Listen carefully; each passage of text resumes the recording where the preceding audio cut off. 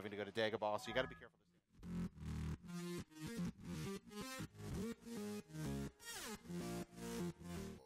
Welcome back to ign's live coverage of E3 2014. My name is Damon. Nick here has joined us on the stage to show us a game I've been very interested in since it was announced last summer. This is Big Fest for PlayStation Vita. That's right. Nick, is it fair to describe Big Fest as a music festival simulator? It's more than fair. That's perfect. Yep. So it's not only a music festival kind of simulator, you're going to be trying to become the best music festival promoter in the world. Okay. But at the same time, the idea is that you're discovering new music.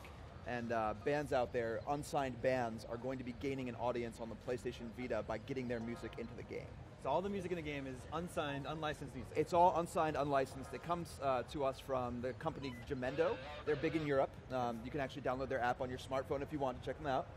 But we're going to have an extremely large portion of their catalog all in here for you to discover new bands and make your own posters, your own festivals. So how do we start putting on our festival? Okay, so we start every festival, every poster by getting a band to come and play.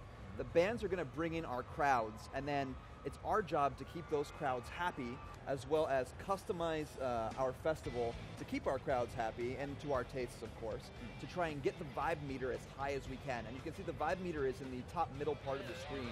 As soon as the band starts to play, you'll see that vibe meter start to go up, and people will start to get happy. All right, so there's a good vibe going on right now? Yep, so it's going up. You can see your festival's a little empty right now, but it will get bigger and bigger.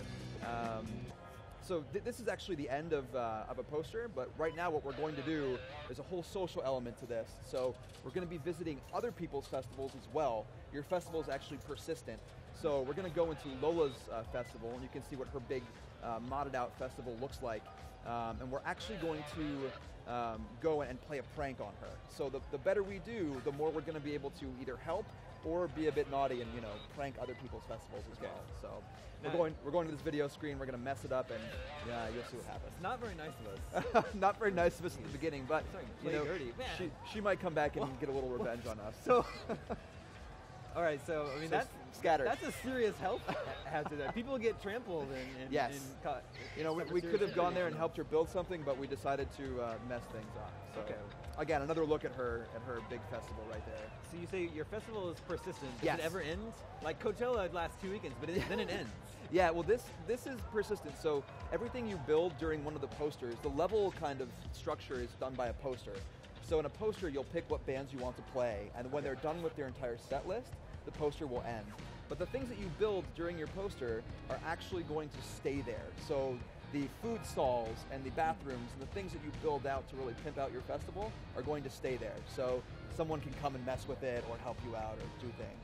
So what are all the different things that you can place in your festival? You say restrooms, food carts. Food carts.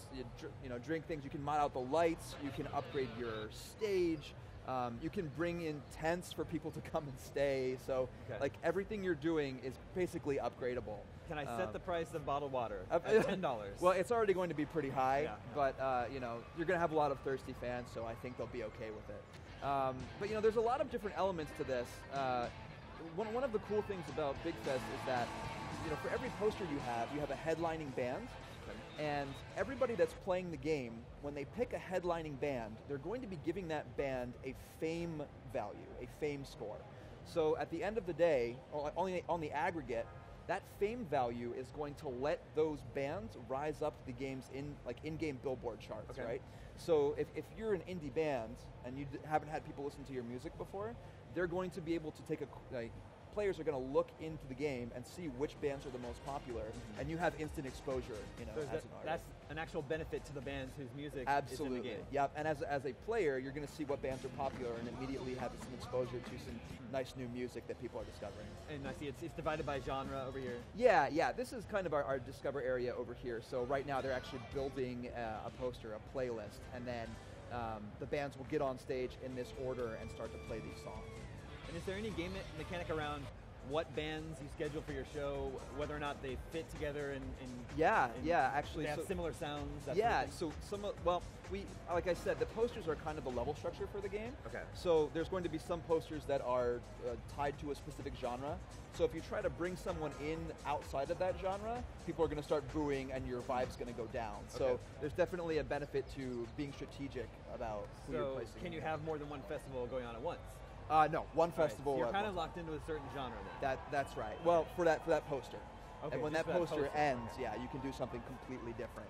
And then are you gaining experience? Are you leveling up? Yeah, actually, if you see it in the top right-hand corner, it's a little bit hard to see, but there's like a level meter up there. So when it starts out, you're only going to be able to have a poster with one headlining band. And then when you keep leveling up, you're going to be able to add more and more bands to your lineup.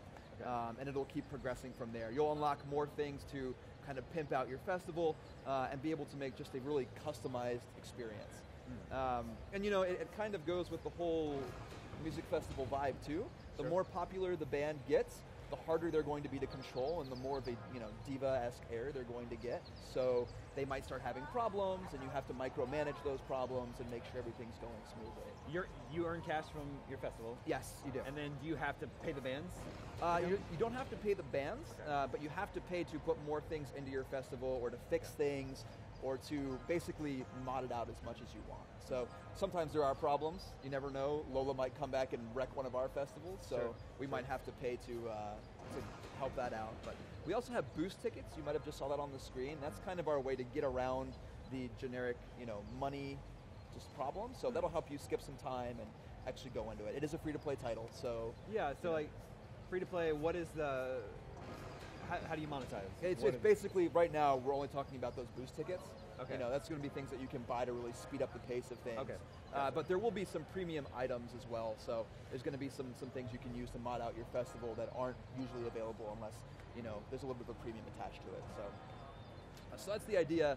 It looks like we're building some dumpsters and things here. Basically, just modding out the festival as best as we can. But like I said, everything's upgradable. Everything is has a value, and everything you're doing is adding to the crowd that comes to your festival as well. So you're trying to build as big of a festival. I mentioned the fame score before for the actual bands.